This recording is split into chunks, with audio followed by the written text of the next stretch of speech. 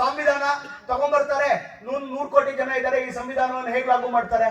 15 ಕೋಟಿ ಜನ 30 ಕೋಟಿ ಜನ ಇರುವಂತ ದೇಶಗಳಲ್ಲಿ ಇದನ್ನು ಲಾಗು ಮಾಡಕ್ಕಾಗ್ತಿಲ್ಲ. ಡೆಮೋಕ್ರಸಿ ಅನ್ನೋದು ಸತ್ತೋಗಿರೋದು ಅಂತ ನಮ್ಮನ್ನು ಹಾಸ್ಯ ಮಾಡ್ತಿದ್ರು. 100 ಕೋಟಿ ಇದ್ದಿದ್ದು 150 ಕೋಟಿ ಇತ್ತು. ಸಂವಿಧಾನ ಬದಲಾಗ್ಲಿಲ್ಲ, ಅದೇ ಸಂವಿಧಾನದಡಿ ಮಾಡ್ತಾ ಇದೀವಿ. 150 ಕೋಟಿ ಆಯ್ತು. ಇನ್ನು ಎಲೆಕ್ಷನ್ ಮುಖಾಂತರನೇ ನಮ್ಮ ಪ್ರಧಾನಮಂತ್ರಿಗಳನ್ನ ಆಯ್ಕೆ ಮಾಡ್ತಿರೋದು, ನಮ್ಮ ಮುಖ್ಯಮಂತ್ರಿಗಳನ್ನ ಆಯ್ಕೆ ಮಾಡ್ತಿರೋದು. ಆ ಸಂವಿಧಾನದ ಮುಖಾಂತರನೇ ಈ ದೇಶ ನಡೀತಾ ಇರೋದು. ಯಾಕೆ ಅಂತ ಹೇಳಿದ್ರೆ ಈ ದೇಶದ ಪ್ರತಿ ಪ್ರಜೆ ಅವನು ಸಾಂಸ್ಕೃತಿಕವಾಗಿ ಸಂವಿಧಾನಬದ್ಧವಾಗಿ ನಡ್ಕೊಳ್ಳುವಂತ ಗುಣವನ್ನ ಹೊಂದಿದ್ದಾನೆ. ಸಂವಿಧಾನಕ್ಕೆ ತನ್ನಂತ ಅರ್ಪಣೆ ಮಾಡ್ಕೊಂಡಿದ್ದಾನೆ. ಆ ಕಾರಣಕ್ಕೋಸ್ಕರನೇ ಸಂವಿಧಾನ ನಡೀತಾ ಇರೋದು. ಎಲ್ಲದನ್ನೂ ನಡೆಸ್ಕೊಂಡು ಹೋಗುವಂತ ಶಕ್ತಿ ಸಂವಿಧಾನಕ್ಕಿದೆ. ಅದನ್ನ ನಡೆಸ್ಕೊಳ್ಬೇಕಾಗಿರುವಂತ ಜವಾಬ್ದಾರಿ ನಮ್ಮ ಮೇಲಿದೆ. ಸ್ವತ್ವ ಇವತ್ತಿನ ಅತಿ ಅವಶ್ಯಕತೆ. ಜಗತ್ ನಮ್ಮ ಕಡೆ ನೋಡ್ತಿರೋದೇ ಆ ಕಾರಣಕ್ಕೋಸ್ಕರ. ಎಲ್ಲ ದೇಶ ಹೇಳೋದಕ್ಕೆ ಪ್ರಾರಂಭ ಮಾಡಿದೆ, back to roots. Swami Dayananda ಸರಸ್ವತಿಗಳು ಹೇಳಿದ್ರಂತೆ, ಯಾವಾಗ ನಿನಗೆ ಸಮಸ್ಯೆ ಬರುತ್ತೋ ಅವಾಗ ಮೂಲದ ಕಡೆ ಹುಡುಗಾಟ ಸಿಗತ್ತೆ ಅಂತ. ಜಗತ್ ಆ ದಿಕ್ಕಲ್ಲಿ ಪ್ರಾರಂಭ ಮಾಡೋದಕ್ಕೆ ಶುರು ಮಾಡಿದೆ. ಇರಾನ್ ನಲ್ಲಿ 45 ಜಗಳ ನಡೀತಾ ಇದೆ, ದೊಂಬಿ ನಡೀತಾ ಇದೆ, ಪ್ರತಿಭಟನೆಗಳು ನಡೀತಾ ಇದೆ. ಅವರೆಲ್ಲರೂ ಹೇಳ್ತಿದ್ದಾರೆ, ಇರಾನಿಯರು 1400 ವರ್ಷದಿಂದ ಹುಟ್ಟಿದ್ದಲ್ಲ, ಇರಾನಿನ ಜನರು 2000 ವರ್ಷದ ಹಿಂದಿನ ಸಂಸ್ಕೃತಿ ಹೊಂದೋರು ನಾವು ಅಂತ ಹೇಳೋದಕ್ಕೆ ಪ್ರಾರಂಭ ಮಾಡಿದ್ದಾರೆ. ಕಜಕಿಸ್ತಾನದವ್ರು ಮೊನ್ನೆ ಆರ್ಡಿನೆನ್ಸ್ ಪಾಸ್ ಮಾಡಿದ್ರು ಪಾರ್ಲಿಮೆಂಟ್ ಅಲ್ಲಿ. ಏನು ಅಂತ ಹೇಳಿದ್ರೆ, ನಾವು ಪ್ರಕೃತಿ ಪೂಜೆ ಮಾಡ್ತಾ ಇದೀವಿ. ಇವಾಗ ಯಾವ ತರ ಪೂಜೆ ಮಾಡ್ತಿರ್ಬೋದು, ಪ್ರಕೃತಿ ಪೂಜೆ ಮಾಡ್ತಿದ್ವಿ, ನಾವು ಕೂಡ ಪ್ರಕೃತಿ ಪೂಜೆ ಮಾಡೋದಕ್ಕೆ ಪ್ರಾರಂಭ ಮಾಡ್ತೀವಿ ಅಂತ ಹೇಳಕ್ ಪ್ರಾರಂಭ ಮಾಡಿದ್ದಾರೆ. ಅವರೆಲ್ಲರೂ ಯಾಕೆ ಹೇಳಕ್ ಪ್ರಾರಂಭ ಮಾಡಿರೋದು ಅಂತ ಹೇಳಿದ್ರೆ, ಭಾರತದಲ್ಲಿ ನಾವಿದೀವಲ್ಲ, ನಾವು ಮೂಲದ ಕಡೆ ನೋಡಿ ನಮ್ಮ ಸಂಸ್ಕೃತಿ ಹಿಂದೂ ಸಂಸ್ಕೃತಿ ಅಂತ ಗರ್ವದಿಂದ ಹೇಳ್ಕೊತಾ ಇರೋದಕ್ಕೆ ಆಗ್ತಿರೋದು. ಜಗತ್ ಮೂಲ ಕಡೆ ನೋಡ್ಕೊಳ್ಳೋ ಪ್ರಾರಂಭ ಮಾಡಿದೆ. ನಾವು ನಮ್ಮ ನಾಗರಿಕತೆ ಕಟ್ಕೋಬೇಕು ಅಂತ ಪ್ರಾರಂಭ ಮಾಡಿದೆ. ಒಂದು ಬಣ್ಣವನ್ನು ಇಟ್ಕೊಂಡು ಎಲ್ಲರಿಗೂ ಬಳಿಬೇಕು ಅಂತ ಯಾರ್ಯಾರು ಅನ್ಕೊಂಡಿದ್ರು ಅವರೆಲ್ಲರೂ ಕೂಡ ಇವತ್ತು ಇಲ್ಲ ಮೂಲದಲ್ಲಿ ನಮ್ದೊಂದು ನಾಗರಿಕತೆ ಹೇಳೋದಕ್ಕೆ ಪ್ರಾರಂಭ ಮಾಡಿದ್ದಾರೆ.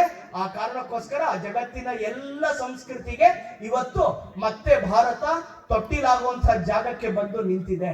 ಅದನ್ನ ನಾವೆಲ್ಲರೂ ಮನ್ನಾಡ್ಬೇಕು. ಅದಕ್ಕೋಸ್ಕರ ನನ್ನ ವಿನಂತಿ ಏನು ಅಂತ ಹೇಳಿದ್ರೆ, ಈ ಹಿಂದೂ ಸಮಾಜೋತ್ಸವ ಅದನ್ನ ಯಶಸ್ವಿಗೊಳಿಸೋದಕ್ಕೆ ಬೇಕಾಗಿರುವಂತ ಒಂದು ಮಾಧ್ಯಮ ಆಗತ್ತೆ, ಅದನ್ನು ಯಶಸ್ವಿಗೊಳಿಸಬೇಕಾದಂತಹ ಒಂದು ವೇದಿಕೆ ಆಗತ್ತೆ.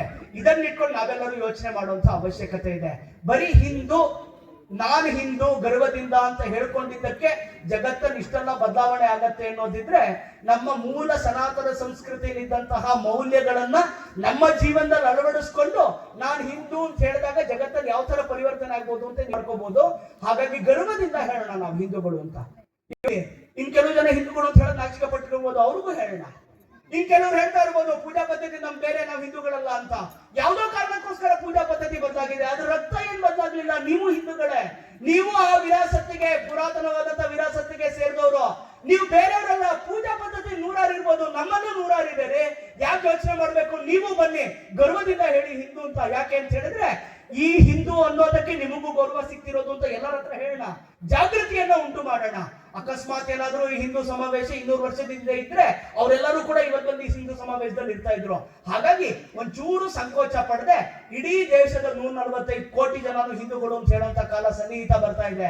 ಜಗತ್ತಿನ ಒಂದು ದೊಡ್ಡ ಸಮಸ್ಯೆ ಪರಿಹಾರ ಸಿಗುವಂತ ಸಂದರ್ಭ ಬರ್ತಾ ಇದೆ. ಈ ಸಂದರ್ಭದಲ್ಲಿ ಜಗತ್ತಿಗೆ ಮಾರ್ಗದರ್ಶನ ಮಾಡಬಲ್ಲಂತ ಏಕೈಕ ಸಮಾಜ ಯಾವುದು ಅಂತ ಕೇಳಿದ್ರೆ ಯಾವ ಸಮಾಜ? ಯಾವ ಸಮಾಜ? ಗರ್ವದಿಂದ ಹೇಳೋಣ, ಒಂಚೂರು ಸಂಕೋಚ ಬೇಡ. ನಾವೇ ಜಗತ್ತಿನ ಸಮಸ್ಯೆಯನ್ನು ಪರಿಹಾರ ಮಾಡೋದು. It is not a whites man burden. ವಿಶ್ವಗುರು ಆಗುವಂತ ಸಮಯ ಬಂದಿದೆ. ನಾವು ಈ ಜಗತ್ತಿನ ಸಮಸ್ಯೆಗಳನ್ನು ಪರಿಹಾರ ಮಾಡ್ತೀವಿ.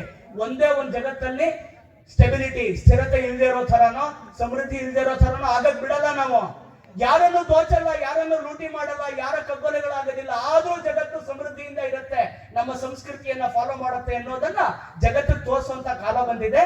ಅದು ಹಿಂದೂ ಸ್ವಾಭಿಮಾನದ ಪರ್ವಕಾಲ. ಇದನ್ನ ಇಟ್ಕೊಂಡು ನಾವೆಲ್ಲರೂ ಯೋಚನೆ ಮಾಡೋಣ, ನಮ್ಮ ಮೌಲ್ಯಗಳನ್ನ ಜಗತ್ತಿಗೆ ತೋರ್ಸೋಣ. ನಾವು ಹಿಂದೂ ಅನ್ನೋದನ್ನ ಗರ್ವದಿಂದ ಹೇಳ್ಕೊಳ್ಳೋಣ. ಹಿಂದೂ ಅನ್ನೋದು ಇವತ್ತು ಸ್ವಾಭಿಮಾನದ ಸಂಕೇತ, ಹಿಂದೂ ಅನ್ನೋದು ಇವತ್ತು ಗರ್ವದ ಸಂಕೇತ. ಇದನ್ನ ಇಟ್ಕೊಂಡು ನಾವೆಲ್ಲರೂ ಸಂಕಲ್ಪ ಮಾಡುವಂತ ಅವಶ್ಯಕತೆ ಇದೆ. ನಾವು ಹಿಂದೂಗಳಾಗೋಣ, ಎಲ್ಲರನ್ನೂ ಹಿಂದೂ ಮಾಡೋಣ. ಹಿಂದೂ ಮಾಡೋಣ ಅಂತ ಹೇಳಿದ್ರೆ ಬಣ್ಣ ಬಳಿಯೋಣ ಅಂತ ಹೇಳ್ತಿಲ್ಲ ನಾನು, ಮತ್ತೆ ಹೇಳ್ತಾ ಇದ್ದೀನಿ, ಸಂಸ್ಕೃತಿ ಆಧಾರಿತವಾಗಿ ಎಲ್ಲರೂ ಹಿಂದೂ ಸೇರ್ಕೊಳ್ಳೋ ತರ ಮಾಡೋಣ. ಜಗತ್ತಿಗೆ ಮತ್ತೆ ಶಾಂತಿ, ಸ್ಥಿರತೆ, ಸಮೃದ್ಧಿಯನ್ನ ತಂದ್ಕೊಡೋಣ ಅನ್ನುವಂಥ ವಿನಂತಿಯನ್ನ ಮಾಡ್ತಾ ಒಂದ್ಸಲ ಘೋಷಣೆಯನ್ನು ಹಾಕೋಣ. ಬರೋ ಭಾರತ್ ಮಾತಾ ಕಿ ಜೈ.